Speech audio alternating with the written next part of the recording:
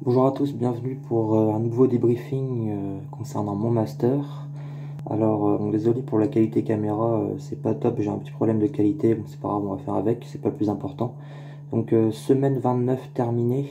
Euh, donc, qu'est-ce qui s'est passé donc, j'ai pas fait de vidéo depuis la semaine 25. Donc, on va faire un petit débriefing global de ce qui s'est passé. Donc, qu'est-ce qui s'est passé du coup depuis cette semaine? On va faire UE par UE. Donc, concernant je vais faire par ordre des épreuves que j'ai pu avoir en contrôle continu. Donc j'ai eu une épreuve il y a 2 semaines, il y a tout juste 2 semaines sur le calcul différentiel et la géométrie. Donc sur les deux premiers chapitres, en particulier surtout, quoique une partie du troisième aussi. Donc il y avait le chapitre 1, donc le chapitre 1 c'est rappel sur le calcul différentiel. Chapitre 2 c'est tout ce qui concerne les sous-variétés, donc une grande nouveauté. Donc c'est du calcul différentiel appliqué à la géométrie. Et il y avait le chapitre 3, le tout début qui était au programme, mais il n'est pas long le chapitre 3 de toute façon.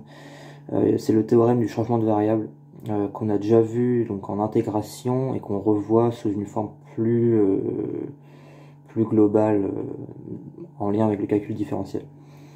Donc il y avait ça au programme aussi, parce qu'on avait un calcul intégral dans l'épreuve. Alors l'épreuve c'est pas bien passé parce que de 1 c'était long, ils nous avaient prévenu qu'on n'aurait même pas le temps de tout faire déjà. Et de 2, j'ai perdu une demi-heure sur un truc. En fait il y avait une erreur d'énoncé et il a dit ça trop tard. Du coup j'avais perdu 25-30 minutes sur un truc de merde. Bon.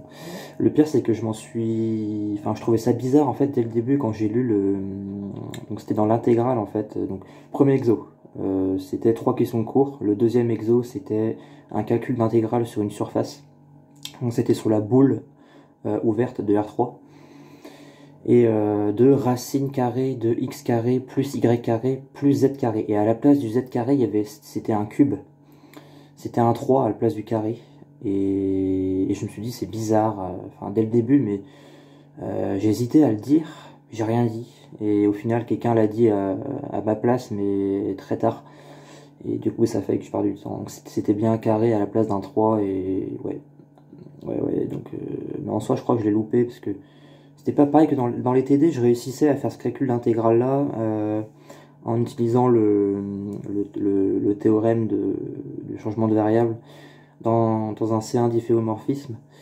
Mais là, bizarrement, c'était pas pareil, et du coup, je suis passé aux coordonnées cylindriques, et ça n'a pas l'air d'avoir marché. Donc, en plus, je me suis trompé dans le changement de variable.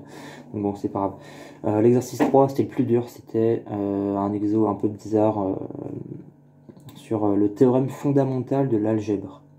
Alors je m'en rappelle plus trop, mais il y avait un peu de sous-variété dedans. Il y avait une question sur la différenciabilité qui était la première question. La deuxième question, c'était une question de géométrie en lien avec ça. Donc c'était en lien avec les sous-variétés. Fallait déterminer des points complexes tels que l'application ne soit pas bijective et ou ne soit pas une submersion ou une immersion, enfin je sais plus trop. Mais en gros, fallait terminer ça. Et après, il y avait des trucs compliqués, en question 3, 4, 5, avec des histoires de complémentaires et tout ça. C'était très bizarre. Et donc, question 3, 4 et question 5, il fallait conclure sur le théorème. Et je pars ici. Le dernier exo, c'était le plus long, qui prenait toute la page du verso. Donc là c'était surtout sous-variété, calcul différentiel, espace tangent et tout ça. J'ai fait la moitié. Du coup j'ai pas eu le temps, j'ai perdu pour le reste, j'ai perdu une demi-heure sur l'exo 2 bêtement. Donc, voilà, donc ça sera pas fameux du tout. Donc calcul différentiel, voilà, on est arrivé du coup au chapitre 3 sur le changement de variable. Et je crois que donc j'ai pas fait depuis 2 semaines. Du coup je me suis concentré après sur l'histoire des mathématiques parce qu'on avait aussi une épreuve le mercredi suivant.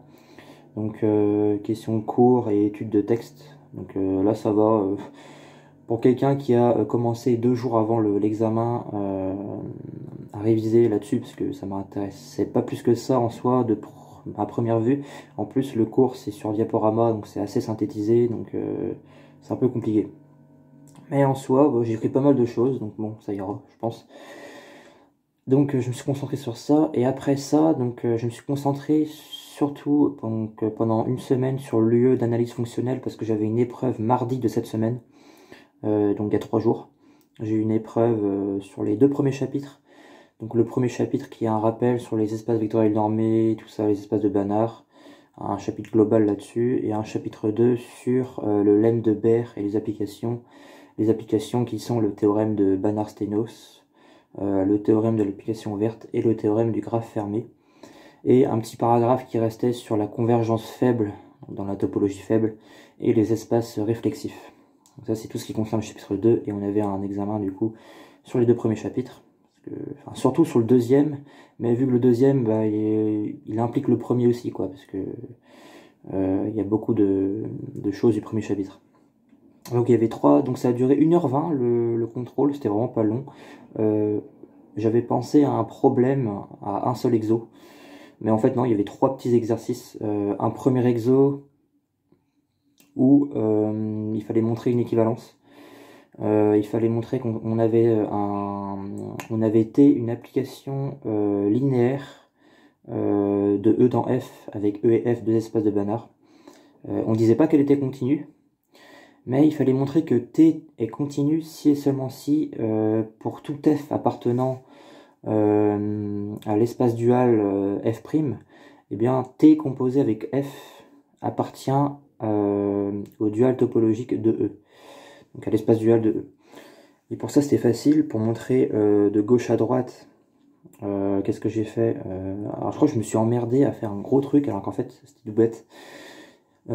Si T est continu, bah T rond F est continu par alors je sais plus si c'est F rond T ou T rond F, je sais plus, mais je crois que c'est T rond F. T rond F est continu du coup par par composé d'applications linéaires continues. Mais moi en fait je me suis embêté à démontrer la fameuse inégalité qu'il faut montrer pour qu'une application est continue, sachant qu'on est dans les espaces de Banach. Mais ça a marché, j'ai réussi. Et du coup, pour montrer l'implication réciproque, il y avait une indication, mais il fallait montrer que le graphe, il fallait utiliser le théorème du graphe fermé. Et ça, c'est facile. Il fallait montrer du coup, on supposait que T rond F était continu. Et il fallait montrer que T était continu. Et pour ça, il faut montrer que le graphe de T était fermé, c'est-à-dire l'adhérence du graphe de T qui est égal au graphe de T. Donc pour ça, il faut prendre un élément de l'adhérence du graphe de T, et il faut montrer qu'il appartient à son graphe. Donc pour ça, par définition, on prend un élément xy appartenant à l'adhérence. Donc il existe une suite xn, yn qui converge vers xy. Donc la suite appartient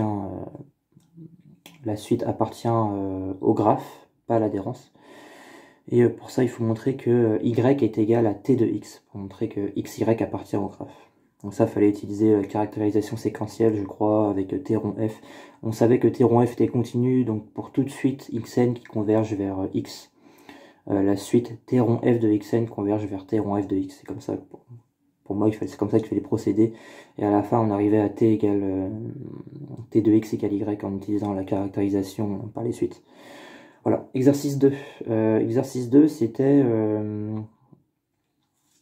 alors j'ai réussi une sur 2 questions, alors sachant que la deuxième était plus facile que la première, et c'était tout bête. J'ai vu le corriger après, parce qu'en fait, dans les annales de l'année dernière, il y avait le même exo.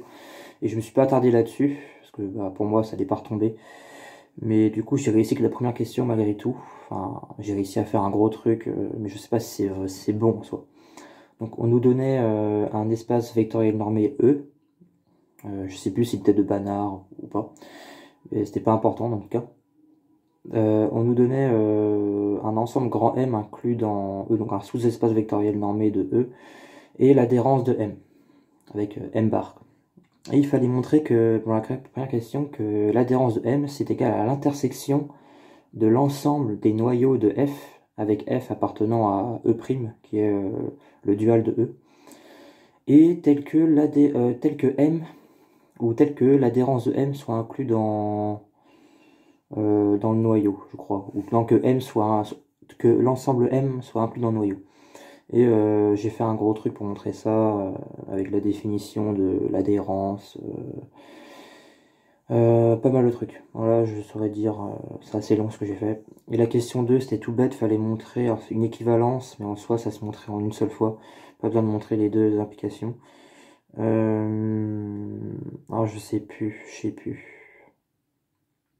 Il fallait montrer que E égale M, si et seulement si pour toute forme linéaire qui s'annule sur E, ben ça s'annule aussi sur M. Et je sais plus. En fait, il fallait utiliser la question 1 forcément, mais je voyais pas. Mais en fait, c'était tout bête. Ouais, c'est ça. Dans la question 2, il fallait montrer que E égale l'adhérence de M. Mais du coup, comme dans la question 1, on a montré que l'adhérence de M, c'est l'intersection de l'ensemble des noyaux. Du coup, on aurait E qui est égal à l'intersection des noyaux. Donc E serait... On aurait F qui serait nul sur E. Et ça montrerait en fait les deux implications. J'y ai pas pensé, c'est bizarre. Enfin bref. L'exercice 3, plus compliqué, à part la première question. On nous donnait une application, je crois, et on disait qu'une suite, on avait une suite xn de E qui convergeait faiblement vers 0. Dans un espace de Hilbert, voilà, il y avait un espace de Hilbert grand H, du coup, ben, on sait que par définition, ben, la suite xn converge faiblement vers 0 si pour toute application linéaire continue, on a f de xn qui converge vers 0, il me semble. Mais du coup, avec le théorème de représentation de Riesz, on aurait f de xn qui est égal à xn y, le produit scalaire entre xn et y. Donc on aura cette suite-là, la suite du produit scalaire entre xn et y qui convergerait vers 0. Et il fallait montrer dans la première question que la suite xn était bornée dans E. Et pour cela, il fallait utiliser du coup le théorème de Banach-Stenoos. Donc on savait que la suite du produit scalaire entre xn et y était comment dire, vérifier à l'hypothèse qu'on avait besoin dans le théorème de Banach-Stenoos. Donc sa norme, donc du coup là on est en C, donc la valeur absolue du produit scalaire entre xn et y était bornée. Et donc par une constante, vu que la suite elle convergeait faiblement. Du coup, et ensuite on pouvait utiliser le théorème de Banach-Stenoos. Ah oui, il fallait considérer en fait une application l'injection canonique, je crois, de E dans son bidual E'', parce qu'on l'a fait en TD, en fait, il y avait une question, en fait, c'est quasiment la même question, et heureusement que je l'ai revu parce que j'aurais pas pensé à utiliser l'injection canonique de E dans le bidual, dont les xn ont pour image les applications linéaires continues, F, et du coup, tu pourrais utiliser, comme c'est isomorphe, enfin, c'est un isomorphisme isométrique, ça préserve la norme, et du coup, à la fin, tu te retrouves avec la norme de xn dans E'', qui est égale à la norme de xn dans E, qui est inférieure à une constante d'après le théorème de Banach-Stenoos. Et du coup, ben, ça te montre bien que la suite est bornée. Donc ça, j'ai fait comme ça. Et la question 2, c'était plus compliqué. Il fallait construire une suite extraite. Y, je sais pas quoi, qui est égal à xnj, x indice nj. YK égale x indice nj, il me semble, tel que pour tout k supérieur à n, le produit scalaire entre yk et yn soit inférieur ou égal à 1 sur k. Il fallait montrer ça. Et ça, je voyais pas. À mon avis, il fallait faire avec les sommes et tout ça, mais je voyais pas comment faire. Et la question 3, du coup, j'ai pas réussi. Il fallait montrer, il restait 5 minutes en plus. Il fallait montrer que la norme au carré de y1 plus y2 jusqu'à yn divisé le total par n, et ben il fallait montrer que c'était inférieur à une constante au carré, la constante qu'on avait besoin à la première question, plus 2, le tout divisé par k ou n. Donc ça, du coup, j'ai pas réussi non plus, parce qu'il me restait plus beaucoup de temps. Donc en soi, j'ai réussi quelques trucs, mais pas tout non plus, ça dépend de la notation, mais j'ai moyen d'avoir la moyenne. Après, si j'ai 8, bon, voilà, tant pis, mais en vrai, j'ai fait quand même pas mal de trucs, donc on verra bien. Donc voilà, tout ce qui concerne par rapport aux UE. Alors là, du coup, je me suis pas remis donc, sur cette UE. Ils ont eu le dernier cours cette semaine, donc ils ont fini les 4 chapitres. Moi, je suis seulement au chapitre 3, qui est le complément sur la compacité et le théorème d'Ascoli. Voilà, je me suis trompé dans la dernière vidéo, j'avais dit le théorème Stampaccia ou je sais pas quoi, mais c'était pas du tout ça. C'est le théorème d'Ascoli. Et le chapitre 4, je sais plus ce que c'est. C'est une histoire de spectre, je sais pas quoi. Mais voilà, tout ce qui concerne là-dessus. Et le mémoire, il reste le mémoire de master que je suis rendu. Donc on a Voilà, on a avancé un petit peu, on a repris des trucs qui étaient un peu faux, on a repris l'insatax, tout ça avec mon binôme. On a refait un PDF au propre.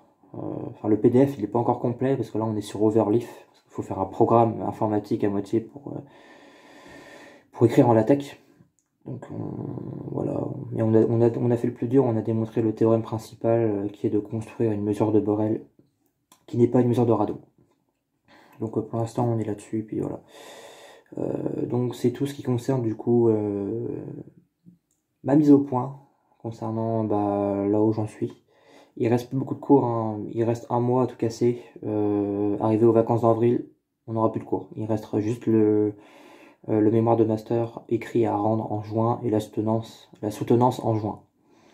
Donc voilà, il restera. Et les examens au mois de mai du coup du second semestre. Donc voilà, sur ce, du coup, la vidéo est assez longue, donc je vous dis peut-être à la semaine prochaine ou plus tard si j'ai pas mal de choses à dire, des nouveautés. Sur ce, je vous dis à bientôt.